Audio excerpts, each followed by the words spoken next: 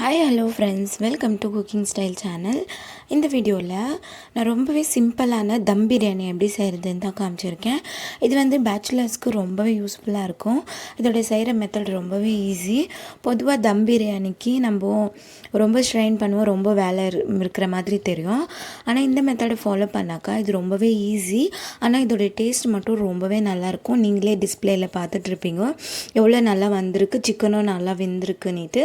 So இதை எப்படி இதுக்கு தேவையான பொருட்கள் பார்க்கலாம். நான் 1/2 kg ரைஸ் எடுத்திருக்கேன். இது பாஸ்மதி ரைஸ் இல்லை, நார்மல் வீட்டில் யூஸ் பண்ணுற ரைஸ் தான் எடுத்திருக்கேன். இது வந்து நான் 1/2 kg மட்டும் எடுத்துக்கிறேன். அது கூடவே 750 கிராம் 750 கிராம் சிக்கன் எடுத்திருக்கேன். இந்த மாதிரி நல்லா கழுவி வாஷ் பண்ணி எடுத்திருக்கேன். எப்போவுமே ரைஸை விட சிக்கன் அதிகமாக இருந்தால் தான் டேஸ்ட் கிடைக்கும். 2 மீடியம் சைஸ் வெங்காயம், 2 மீடியம் சைஸ் தக்காளியை கட் பண்ணி வச்சுருக்கேன். 1 கப்பு புதினா, 1 கப்பு கொத்தமல்லி, 1/2 கப்பு தயிர் எடுத்திருக்கேன். இது 100 ml தயிர். இது அது கூடவே 1 டீஸ்பூனு சீரகம், 2 பட்டை, 1 இன்ச்சுக்கு 4 லவங்கம், 4 ஏலக்காய் எடுத்திருக்கேன். 5 பச்சை மிளகாவை இந்த மாதிரி கீறி வச்சுருக்கேன். 2 டேபிள் ஸ்பூன் நெய் எடுத்திருக்கேன். 1/2 கப் பிரியாணி மசாலா எடுத்திருக்கேன். இது ஹோம்மேடு, நான் வீட்லேயே செஞ்சது. நீங்கள் வேணால் நீங்கள் ரெடிமேட் எடுத்துக்கலாம். 1/2 லெமன் யூஸ் பண்ணுறேன்.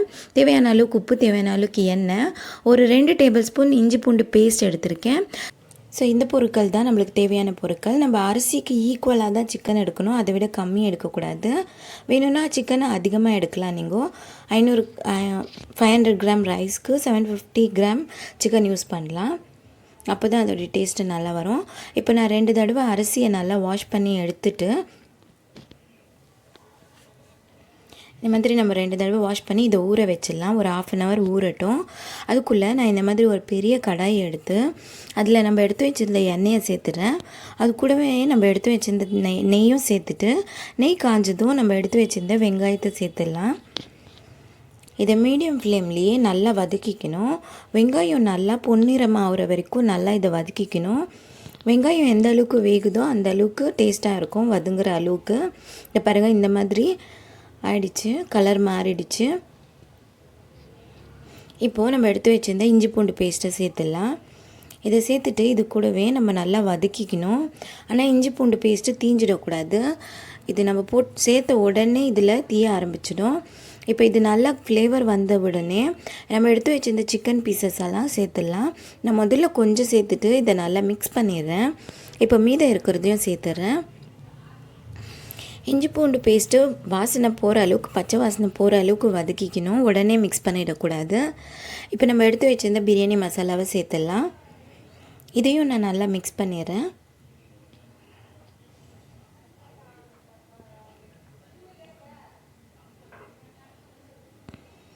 இந்த அளவுக்கு இதை கம்ப்ளீட்டாக மிக்ஸ் பண்ணதும் நம்ம எடுத்து வச்சுருந்த தக்காளி சேர்த்துடலாம்.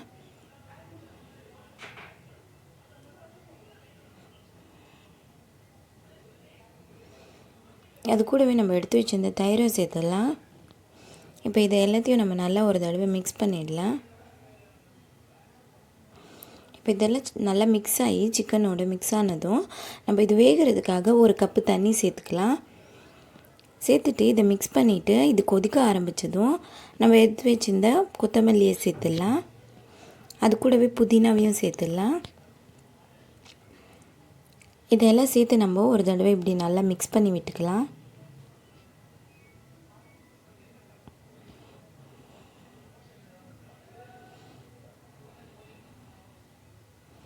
இந்த அளவுக்கு இது மிக்ஸ் ஆகி கொதிக்க ஆரம்பித்ததும் நம்ம எடுத்து வச்சிருந்த பச்சை மிளகாவையும் சேர்த்து மிக்ஸ் பண்ணிடலாம். இதெல்லாம் கம்ப்ளீட்டாக மிக்ஸ் ஆனதும் இப்போ நான் ஒரு தட்டு போட்டு மூடி இது நம்ம 20 minutes வேக விடணும் மீடியம் ஃப்ளேமில். அதுக்குள்ளே நம்ம ரைஸ் குக் பண்ணிடலாம். இப்போ வந்து நான் எடுத்து வச்சுருக்கிறேன் தண்ணியில் ஒரு செப்பரேட் பாத்திரம் எடுத்து அதில் நான் ஓரளவுக்கு தண்ணி சேர்த்துருந்தேன். இதில் நம்ம எடுத்து வச்சுருந்த பட்டை, லவங்கம், ஏலக்காய், அது கூடவே சீரகத்தையும் சேர்த்துடுறேன். இப்போ நம்ம தேவையான அளவுக்கு உப்பு இதுலேயே சேர்த்துக்கலாம். ஏன்னா ரைஸு உப்பாக இருந்தால் தான் அது மசாலா கூட சேர்க்கும் போது பிரியாணியோடைய டேஸ்ட்டு ரொம்ப நல்லா வரும். இப்போ இது ஓரளவுக்கு தண்ணி காஞ்சதும் நம்ம எடுத்து வச்சிருந்த ரைஸை, அதாவது ஒரு 1/2 hour ஊற வச்சிருந்த ரைஸை நான் இதில் சேர்த்துக்கிறேன். சேர்த்துட்டு இது கொதிக்க ஆரம்பிச்சிச்சு. நான் வந்து ரைஸை ஒரு 1/2 hour கிட்ட ஊற வச்சுருந்தேன். உங்களுக்கு தேவைன்னா நீங்கள் டைரெக்டாக சேர்த்து இதை வேக வச்சுக்கலாம். ஆனால் இது வந்து நம்மளுக்கு ஒரு 70% தான் வேகணும். அந்த அளவுக்கு மட்டும் நீங்கள் பார்த்து இதை வேக வச்சுக்கணும்.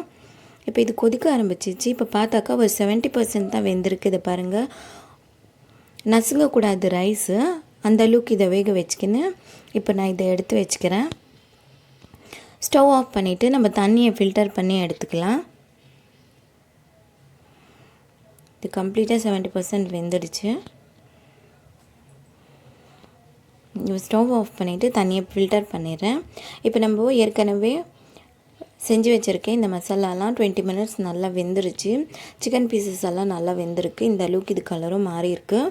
இது ஒரு தடவை இந்த மாதிரி நல்லா மிக்ஸ் பண்ணிவிட்டு இதையும் நம்ம செப்பரேட்டாக எடுத்து வச்சுக்கலாம். இப்போ நான் இந்த மாதிரி ஒரு குக்கர் எடுத்து நம்ம ஃபில்டர் பண்ணி வச்சுருக்கிற ரைஸை இந்த மாதிரி மேலாக போட்டுக்கலாம். முதல்ல நான் ஒரு லேயர் ரைஸை இந்த மாதிரி போட்டுன்னு இருக்கேன்.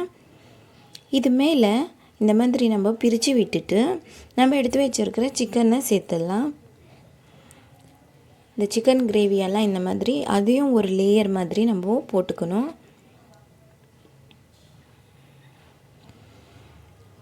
அது மேலே இன்னொரு லேயர் ரைஸை சேர்த்துக்கலாம்.